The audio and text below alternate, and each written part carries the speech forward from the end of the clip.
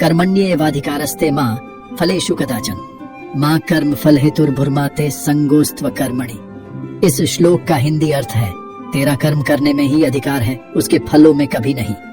इसलिए तू कर्मों के फल हेतु मत हो तथा तेरी कर्म न करने में भी आसक्ति न हो।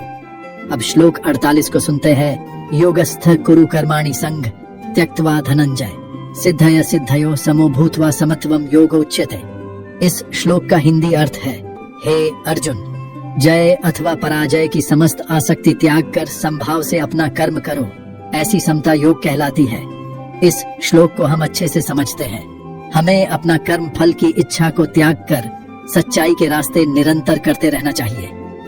जब भी हम अपने मुताबिक फल की इच्छा पाने की आशा रखते हैं, तब तब हमें उन फलों से आसक्ति हो जाती है और फलों से आसक्ति हो जाने से हमारे अंदर लालच, गुस्सा, नफरत और बदला लेने की भावनाएं जैसे विकार घर कर जाती है। हमें हमारे मन मुताबिक फल न मिलने से गलत रास्ते चलने की संभावनाएं भी बढ़ जाती हैं। निसर्ग के नियम के अनुसार रास्ता अच्छा हो या बुरा, हर रास्ते के मुताबिक उनका फल हमें जरूर मिलता है। आप दूसरों के साथ अच्छा व्यवहार करें तो आपको उसका फल अच्छा ही मिलेगा, और बुरा करे तो बुरा। आपने देखा होगा, कभी कभी हम अच्छे कर्म करें तो भी उसका फल हमें बुरा मिलता है। ऐसा क्यों होता है? असल में ऐसा नहीं होता है। अब आप इसे ध्यानपूर्वक सुने। कुछ कर्म का फल हमें जल्दी मिलता है तो कुछ का देर से। कभी कभी वर्तमान के अच्छे कर्म के फल मिलने के समय पहले के कुछ बुरे कर्म के फल हमें मिल जाते हैं। इसीलिए हमें ऐसा लगता है कि मैंने अच्छे कर्म किए लेकिन उसका फल हमें बुरा ही मिला।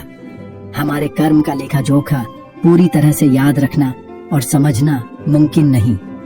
कौन से कर्म का फल कौन सा आया है, यह इंसान पूरी तरह से कभी समझ नहीं पाता है।